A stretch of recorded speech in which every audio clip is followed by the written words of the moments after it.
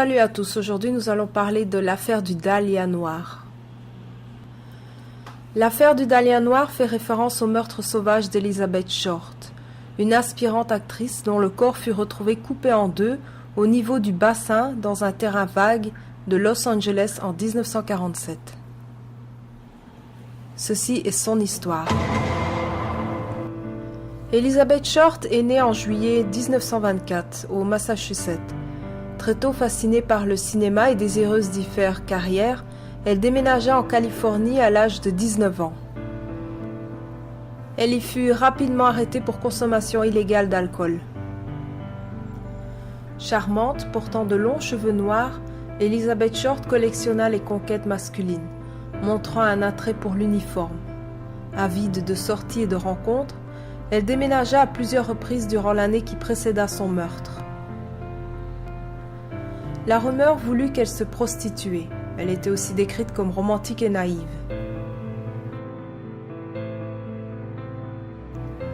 En 1944, elle tomba amoureuse d'un officier aviateur, mais ce dernier mourut dans un accident aérien. Sa mort ébranla fortement Elizabeth. Elle rencontra alors une masse d'hommes. Sa dernière conquête officielle fut un lieutenant rencontré à la fin de la Seconde Guerre mondiale. Ses colocataires affirmèrent qu'elle avait collectionné les conquêtes masculines durant les 6 derniers mois de sa vie. Selon la légende, son surnom de Dahlia noir lui venait de sa chevelure noire et de ses robes noires moulantes. Mais, selon d'autres sources, le nom aurait été créé de toutes pièces par des journalistes après le meurtre. Le meurtre. Elizabeth Short fut aperçue vivante pour la dernière fois le 9 janvier 1947, dans un hôtel de Los Angeles où elle avait passé la nuit avec un homme du nom de Robert Manley. Elle passa la matinée à l'hôtel, passa plusieurs appels téléphoniques et quitta l'établissement seule.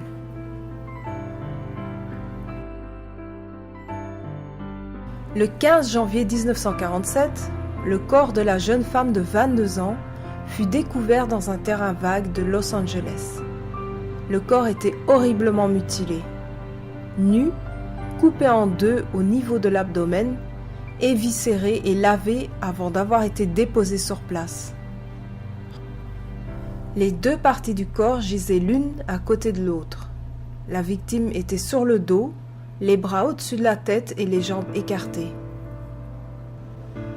Elle avait été torturée plusieurs jours durant et avait subi un viol post-mortem. Les poignets et chevilles de la victime portaient des traces de cordes. Les cheveux de la victime étaient toujours humides et il n'y avait aucune trace de sang sur place. Le visage avait été atrocement mutilé et les joues découpées afin de former un sourire grotesque. La cause de la mort fut établie comme double, étouffement et hémorragie, consécutive à une commotion cérébrale et aux lacérations du visage.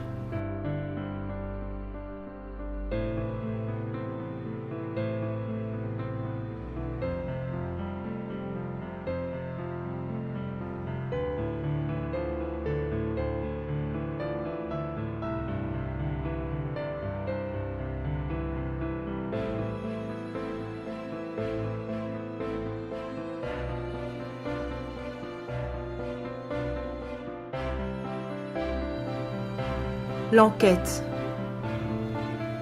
Ce meurtre sauvage fit sensation, mais il n'y avait guère d'indices pour faire avancer l'enquête. Plus d'une cinquantaine de personnes s'accusèrent du meurtre. La police interrogea les nombreuses liaisons de la victime sans pouvoir identifier de suspects potentiels. Peu après la découverte du corps, les enquêteurs reçurent une lettre anonyme constituée à partir de lettres découpées dans des journaux. La missive disait « Voici les effets du Dahlia. Une lettre suivra. » Au courrier était joint un paquet contenant la carte de sécurité sociale de la victime, son certificat de naissance, un ticket de consigne, diverses photos et le carnet d'adresse d'Elizabeth dont certaines pages avaient été arrachées. Les empreintes avaient été soigneusement effacées. La police ne reçut jamais la lettre promise. Les suspects. Si l'enquête n'aboutit pas, il n'empêche que de nombreux suspects furent soupçonnés. Parmi plus de 25 suspects, dont certains furent rapidement mis hors de cause, voici ceux qui furent le plus souvent cités. Robert Manley, cet ami d'Elizabeth Short, fut le suspect numéro 1 des enquêteurs, essentiellement parce qu'il fut la dernière personne identifiée formellement à avoir vu pour la dernière fois Short en vie.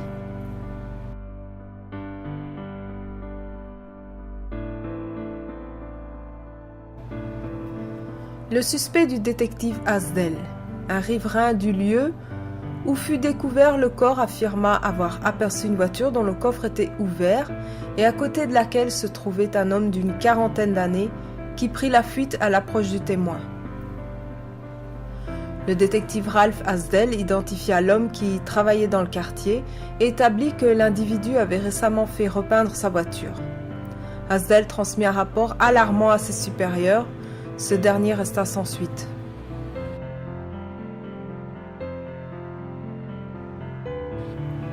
La police n'exclut pas la possibilité que le tueur ait été une femme. Le corps aurait été découpé pour être moins lourd à porter.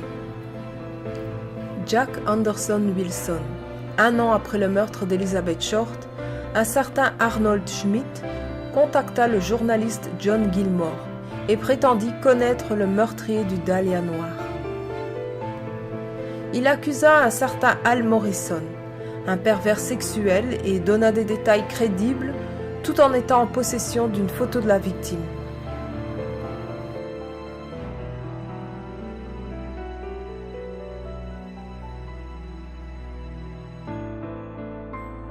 Gilmore contacta un policier, John St. John, lequel constata que Smith, qui parlait par besoin d'argent, et Morrison étaient en fait une seule et même personne. St. John apprit que l'individu était soupçonné par ses collègues de Los Angeles dans le cadre du meurtre de Georgette Bordorf. La véritable identité de l'homme était Jack Anderson Wilson. Il s'agissait d'un alcoolique violent. Il était grand, mince et boité, mais Wilson mourut dans l'incendie d'un hôtel avant d'avoir été interrogé.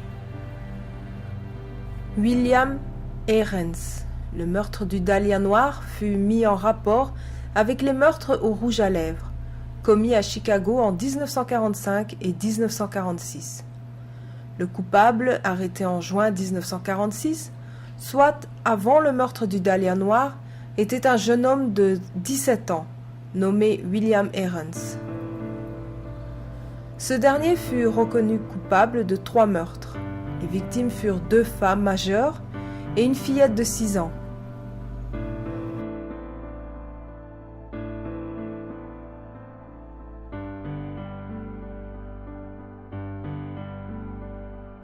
De prime abord, le modus operandi de Ahrens était très différent de celui du tueur d'Elizabeth.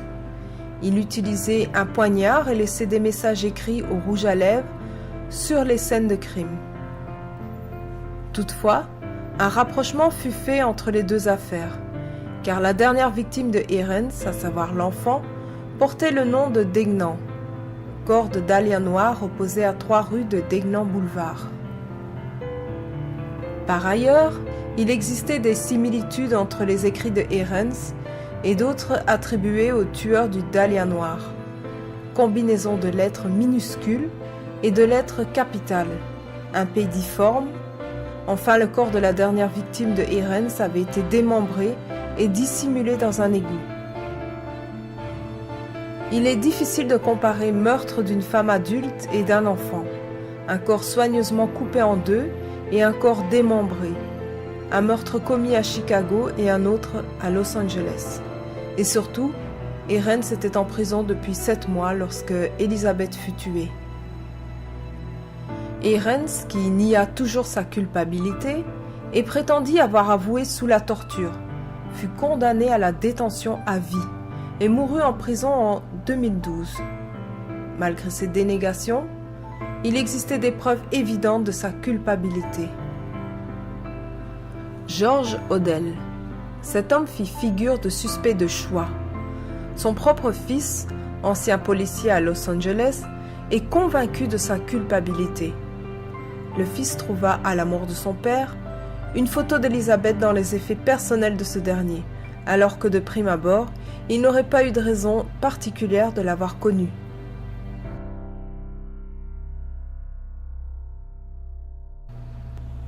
Odell fut un personnage sortant de l'ordinaire.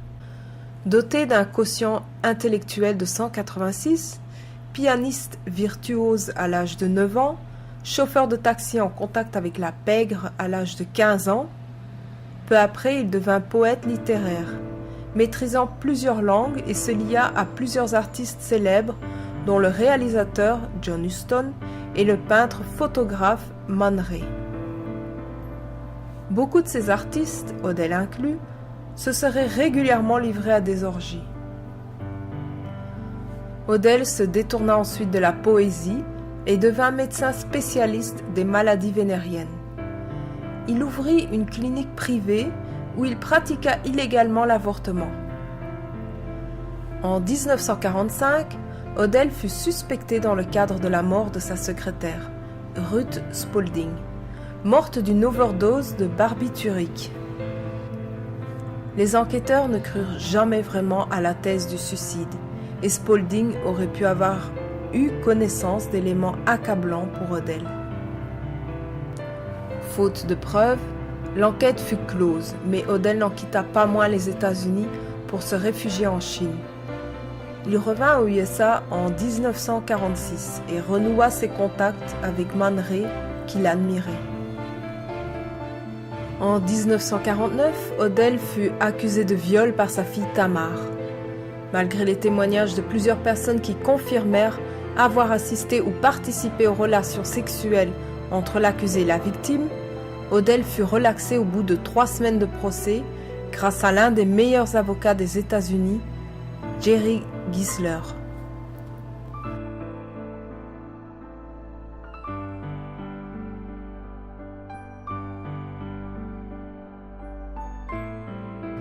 En 1950, Odell quitta à nouveau le pays pour se réfugier en Asie, où il eut 11 enfants de 5 femmes différentes. Il ne revint aux USA qu'en 1990 et décéda en 1999. Dès le meurtre d'Elizabeth, Odell fut suspecté par la police. Son domicile fut mis sur écoute et 18 policiers furent affectés à sa surveillance.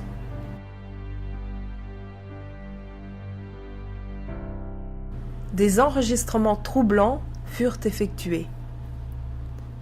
Ainsi, Odell déclara « Supposons que j'ai tué le Dahlia noir. Ils ne peuvent plus le prouver maintenant. Ils ne peuvent plus parler à ma secrétaire puisqu'elle est morte. » La femme et la fille de Odell déclarèrent qu'il était resté dehors toute la nuit, au moment supposé du meurtre. Le 18 février 1950, les enquêteurs enregistrèrent un possible meurtre de femme en cours dans la cave du domicile de Odell. Outre des cris de femmes et des bruits de coups, on entendait que 2 auteurs masculins étaient présents.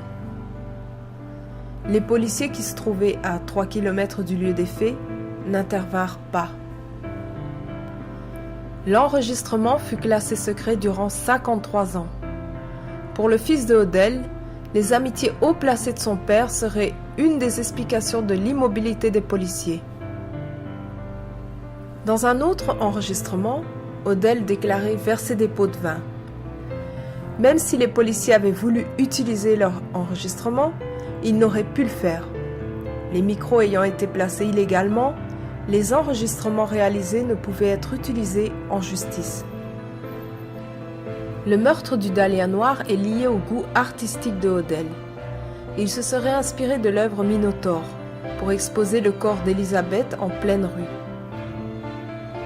Le corps avait été coupé en 2 de façon très sûre à l'aide d'un scalpel dont la lame avait été passée entre 2 vertèbres sans laisser de marque dans l'os, chose qui fait penser à l'œuvre d'un médecin ou chirurgien. Le tueur du Dahlia noir envoya des lettres à la presse. Son écriture aurait ressemblé à celle de Odell. Une berline noire avait été aperçue rôdant à proximité du lieu de découverte du corps. Odell possédait une Packard 1936. de la même teinte. Pour la police de Los Angeles, le dossier du Dahlia noir reste ouvert, mais un seul enquêteur est en charge de l'enquête et rejette la théorie de la culpabilité de Odell.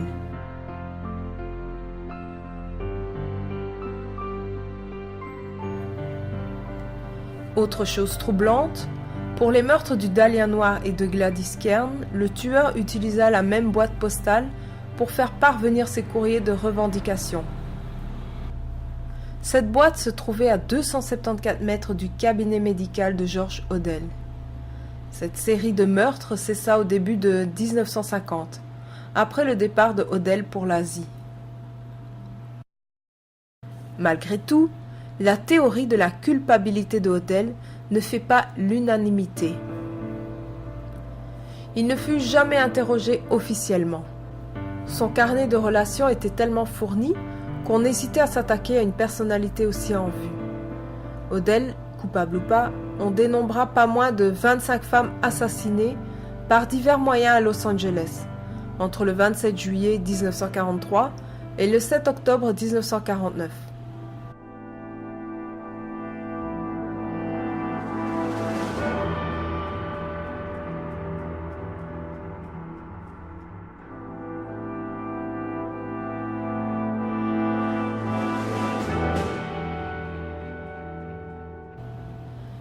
Les meurtres restèrent irrésolus. Si aucun corps ne fut retrouvé coupé en deux, comme celui du Dahlia noir, il n'est pas improbable qu'un tueur en série ait été présent dans la région à cette époque.